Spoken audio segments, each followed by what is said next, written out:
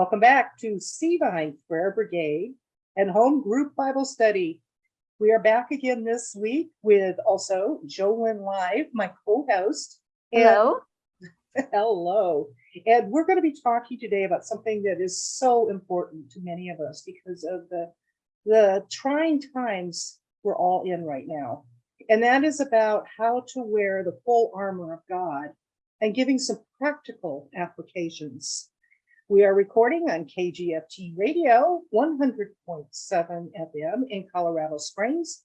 This is also being recorded on Zoom, so we are going to, you can physically see us if you are so inclined as we talk and play the background on some things that we're going to be showing you.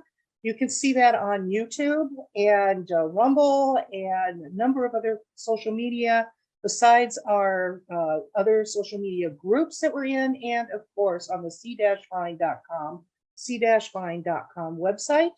If you are listening to this on social media, please give us a thumbs up. Subscribe so you know when we are going to be doing these shows, or become a member of the C-Vine website, c-vine.com website.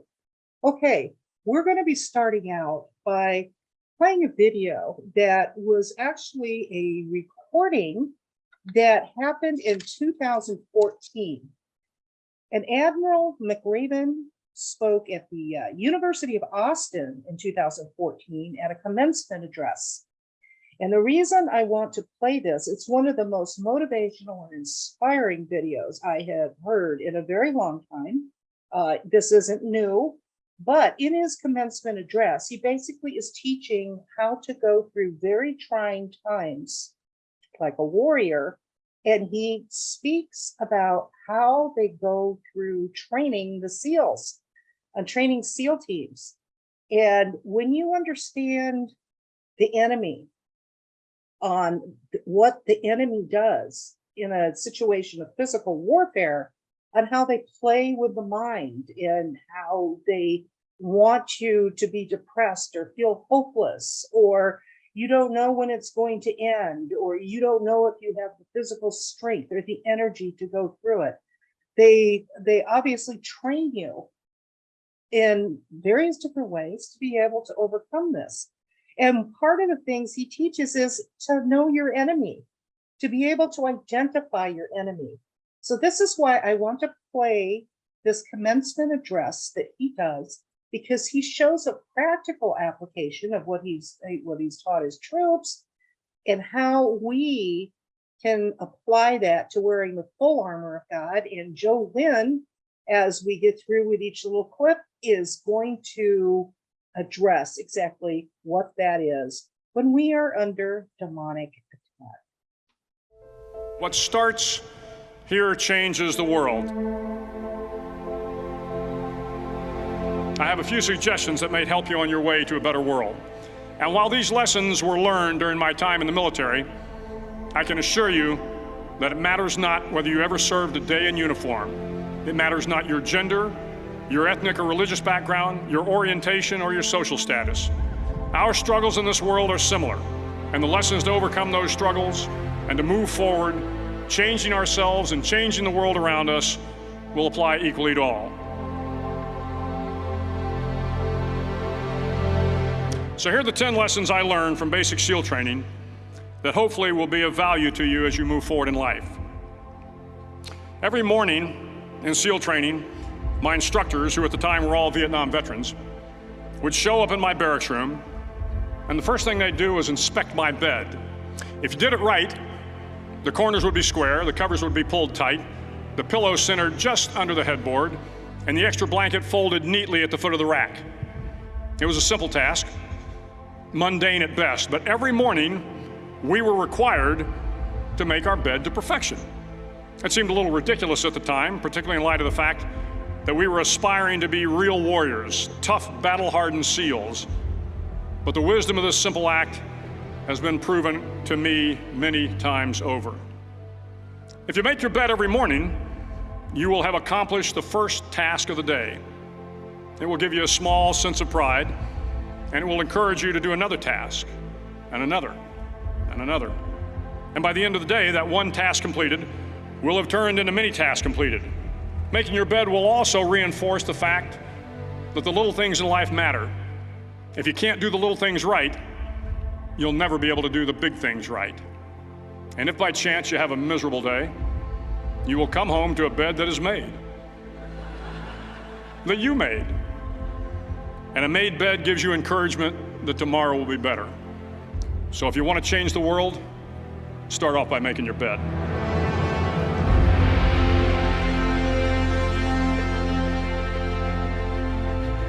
During SEAL training, the students, during training, Admiral McRaven's section, this very first section of his commencement speech, it's still being played to this day, because the first thing in the morning that you do, especially if you're a big bad SEAL, in the Marines or whatever the case is to make your bed. I mean, that's not exactly a tactical thing that you would expect to hear. But let's think about the importance and the strength and the power in that. Sometimes when life is hard, very hard, the hardest thing you can do is get up in the morning and get out of bed. How many times have you been in a situation where you just want to bury under the covers? It's just too hard to even contemplate. Things are just too hard, period, all the way around, whether you're in physical pain, emotional pain, whatever demonic attack you are under, something just wants to keep you in bed and keep you from doing what you were predestined to do. So getting up, number one, and then what he said, making your bed and making it neatly, as making it as perfect as you can. Everything about that, I'm not going to repeat what he said, but it helps to motivate you, gives you a sense of accomplishment, first thing, and sets you on your path. Joelle? That's really true, and I think it's important to note that God is faithful. He is faithful. He will not allow us to be tempted beyond what we can stand. Oftentimes I've heard people say, boy, I don't know that I believe that, because I feel like I'm handling more than what I can take on. But it's important to note that he wants us to put on his armor. When you think about a soldier, he goes out onto the battlefield. Number one, he already knows who the enemy is. He knows the enemy.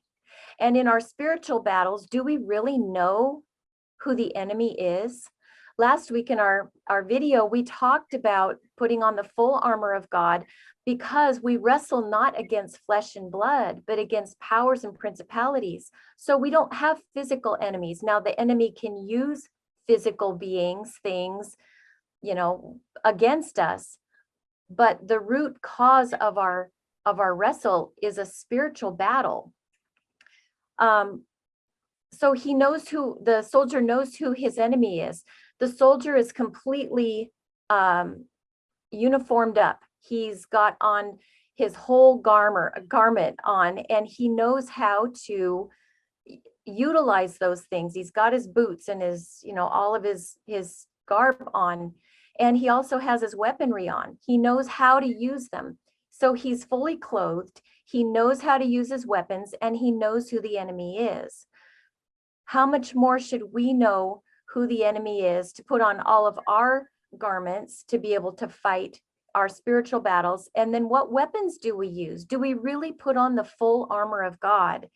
I think it's important to note that prayer is important, but is prayer enough? I think oftentimes we think, well, I prayed and nothing's happening. Well, maybe that's just one piece of the armor. Maybe there's more pieces of the armor.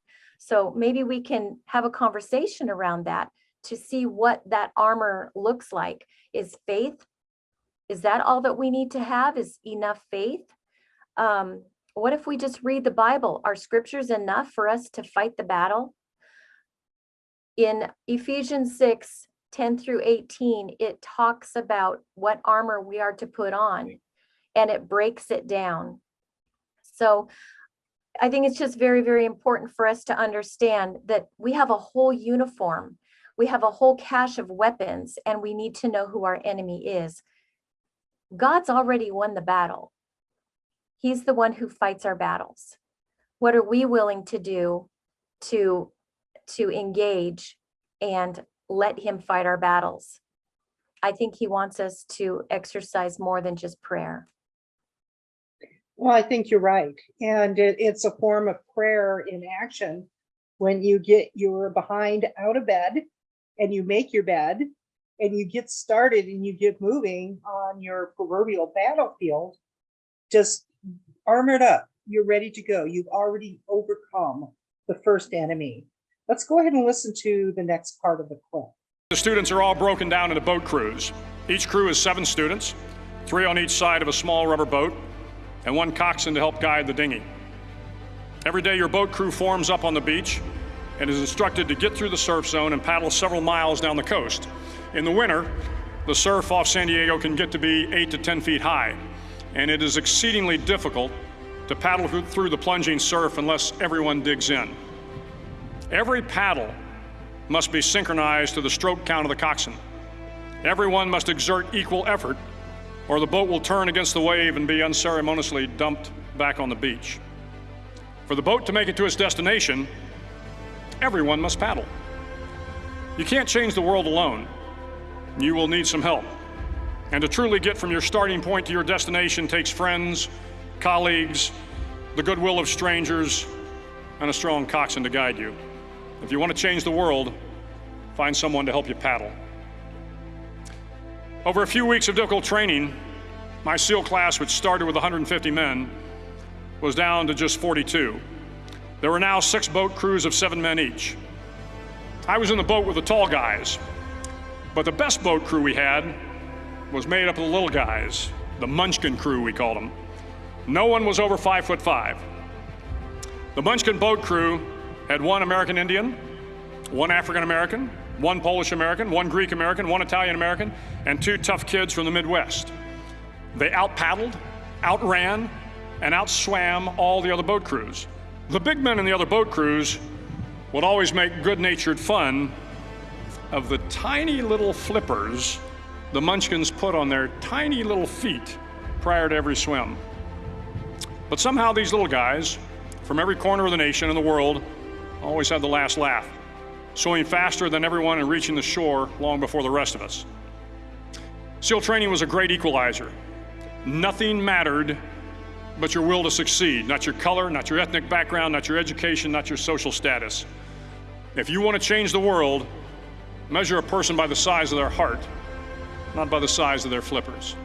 Okay, that is powerful. You think about it. What did Jesus say? When 2 or more are gathered in my name, there will I be. And it's if you want to, there's another cliche. A chain is only as strong as its weakest link. Everybody has to pull together and do their part as an entire body of Christ. What do you say, Jolie? Oh, absolutely.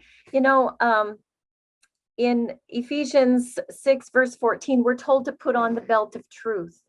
There's a protection there. We've got to know who the enemy is.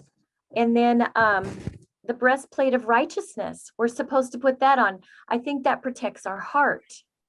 We're supposed to put on the shoes of peace that comes from the good news so that we will be fully prepared.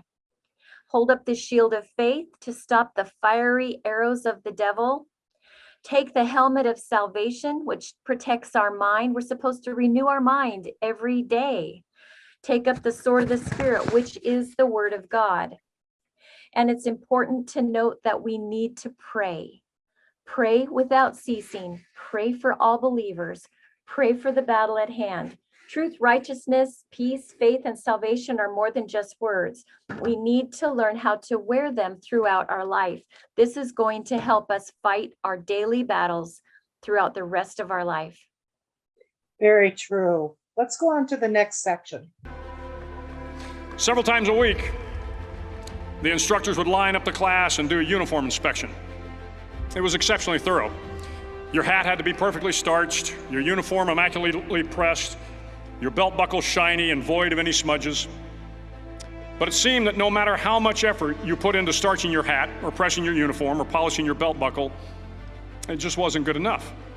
The instructors would find something wrong. For failing the uniform inspection, the student had to run, fully clothed, into the surf zone, then wet from head to toe, roll around on the beach until every part of your body was covered with sand. The effect was known as a sugar cookie.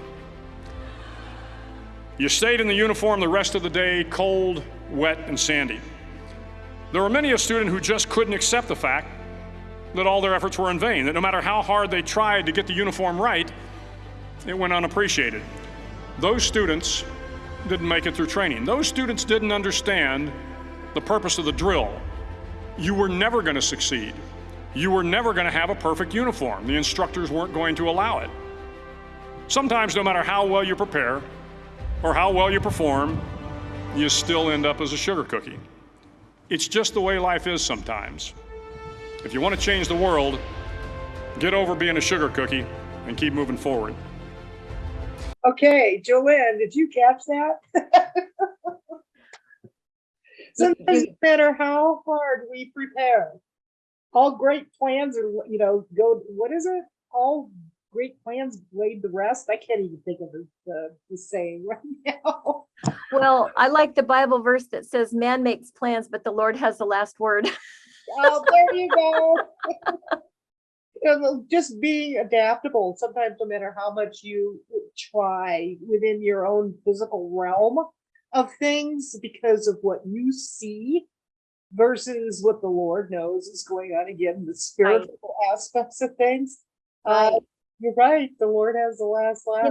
We don't have to live in defeat. We do not have to live in defeat. If we have Christ in our heart, we are God's child. He is for us. He's behind us. He's rooting for us. Because when you think about our own children, we want to support our children. We want our kids to be the very best versions of themselves that they can be. And I think God looks at us and he wants that for us too. He's behind us. He wants us to succeed. Yes, he does. Let's go ahead and move on to that next clip. Every day during training, you were challenged with multiple physical events: long runs, long swims, obstacle courses, hours of calisthenics, something designed to test your mettle. Every event had standards, times you had to meet. If you failed to meet those times, those standards, your name was posted on a list. And at the end of the day, those on the list were invited to a circus. A circus was 2 hours of additional calisthenics, designed to wear you down, to break your spirit, to force you to quit. No one wanted a circus. A circus meant that for that day, you didn't measure up. A circus meant more fatigue, and more fatigue meant that the following day would be more difficult and more circuses were likely. But at some time during SEAL training, everyone made the circus list. But an interesting thing happened to those who were constantly on the list. Over time, those students who did 2 hours of extra calisthenics got stronger and stronger. The pain of the circuses built inner strength and physical resiliency. Life is filled with circuses. You will fail. You will likely fail often. It will be painful. It will be discouraging. At times, it will test you to your very core. But if you want to change the world, don't be afraid of the circuses. At least twice a week, the trainees were required to run the obstacle course. The obstacle course contained 25 obstacles, including a 10-foot wall, a 30-foot cargo net, a barbed wire crawl, to name a few. But the most challenging obstacle was the slide for life.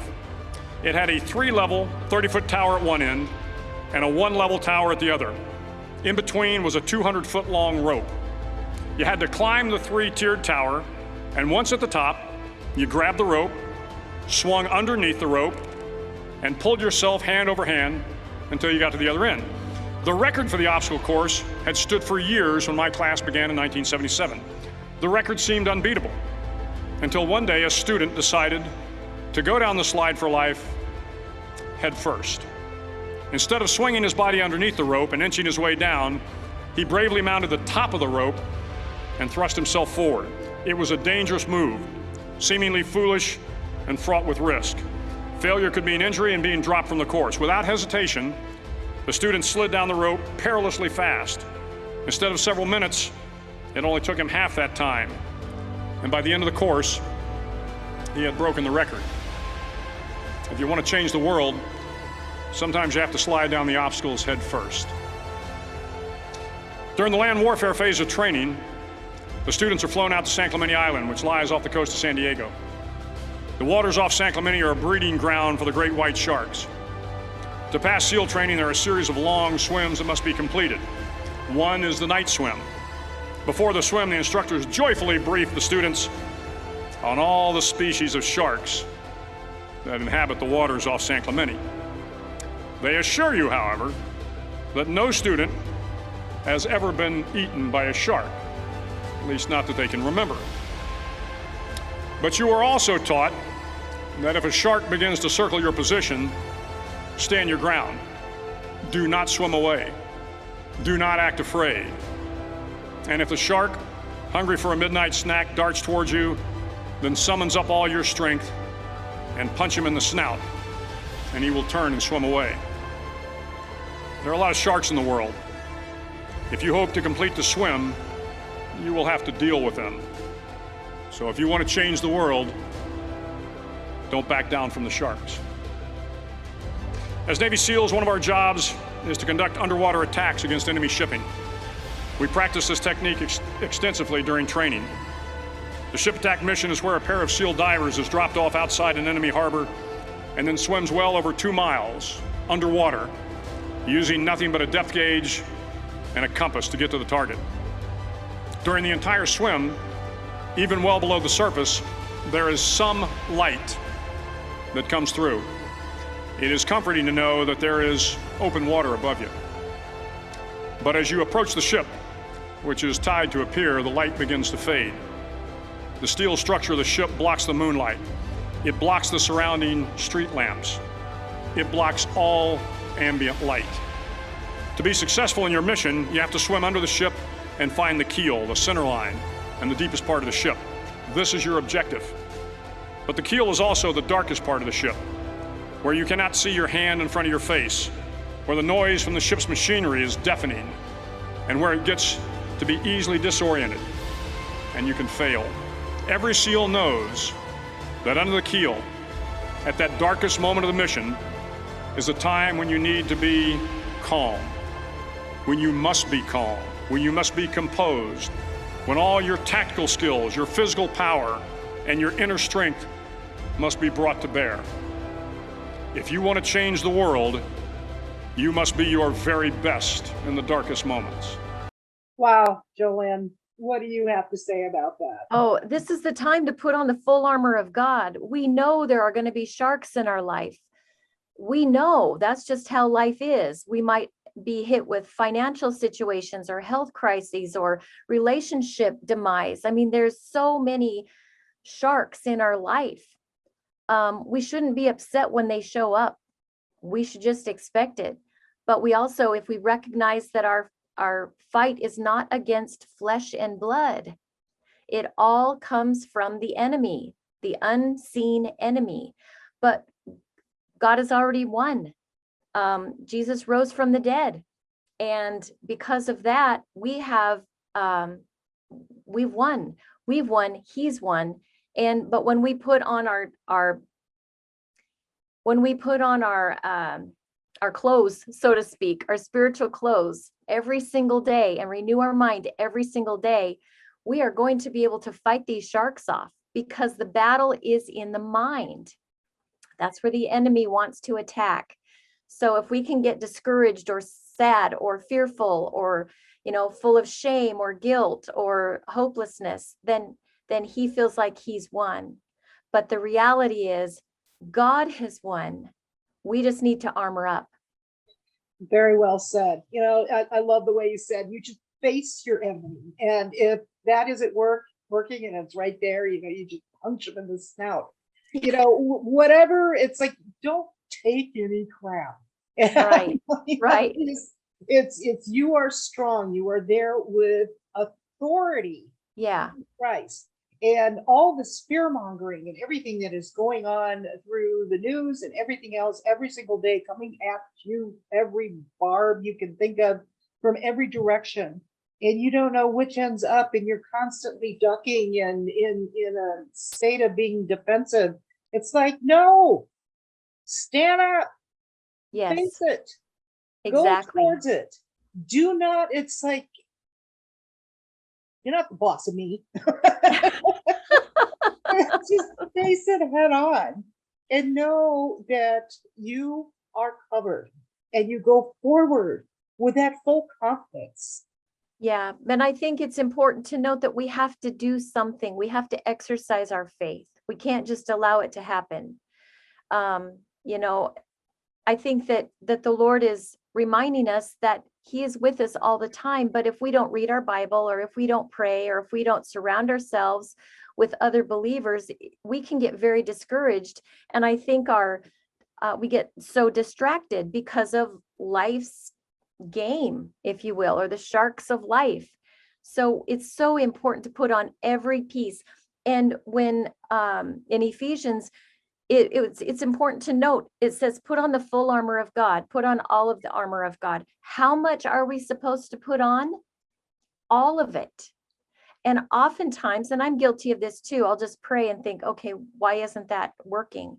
Well, now I'm learning to put on the full armor of God. I'm learning to pull scripture out and say, okay, I'm going to claim that promise, because that promise is going to get me through this shark attack or this fire or whatever. Very well said. Let's go ahead and watch the last part of this clip. The 9th week of training is referred to as Hell Week. It is 6 days of no sleep, constant physical and mental harassment, and one special day at the Mud Flats. The Mud Flats are an area between San Diego and Tijuana where the water runs off and creates the Tijuana Sloughs, a swampy patch of terrain where the mud will engulf you.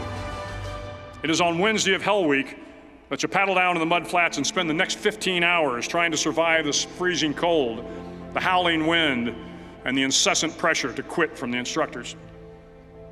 As the sun began to set that Wednesday evening, my training class, having committed some egregious infraction of the rules, was ordered into the mud. The mud consumed each man till there was nothing visible but our heads. The instructors told us we could leave the mud if only 5 men would quit. Only 5 men, just 5 men, and we could get out of the oppressive cold. Looking around the mud flat, it was apparent that some students were about to give up. It was still over 8 hours till the sun came up. 8 more hours of bone-chilling cold. The chattering teeth and the shivering moans of the trainees were so loud, it was hard to hear anything. And then one voice began to echo through the night. One voice raised in song. The song was terribly out of tune, but sung with great enthusiasm. One voice became 2, and 2 became 3, and before long, everyone in the class was singing. The instructors threatened us with more time in the mud if we kept up the singing, but the singing persisted, and somehow the mud seemed a little warmer, and the wind a little tamer, and the dawn not so far away. If I have learned anything in my time traveling the world, it is the power of hope, the power of one person, a Washington, a Lincoln, King, Mandela, and even a young girl from Pakistan, Malala. One person can change the world by giving people hope. So if you want to change the world, start singing when you're up to your neck in mud. Finally, in SEAL training, there's a bell. A brass bell that hangs in the center of the compound for all the students to see. All you have to do to quit is ring the bell. Ring the bell, and you no longer have to wake up at 5 o'clock. Ring the bell, and you no longer have to be in the freezing cold swims. Ring the bell, and you no longer have to do the runs, the obstacle course, the PT, and you no longer have to endure the hardships of training. All you have to do is ring the bell to get out.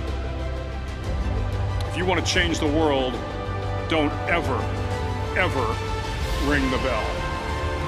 It will not be easy. Start each day with a task completed. Find someone to help you through life. Respect everyone. Know that life is not fair and that you will fail often. But if you take some risks, step up when the times are the toughest, face down the bullies, lift up the downtrodden, and never ever give up. If you do these things, the next generation and the generations that follow will live in a world far better than the one we have today.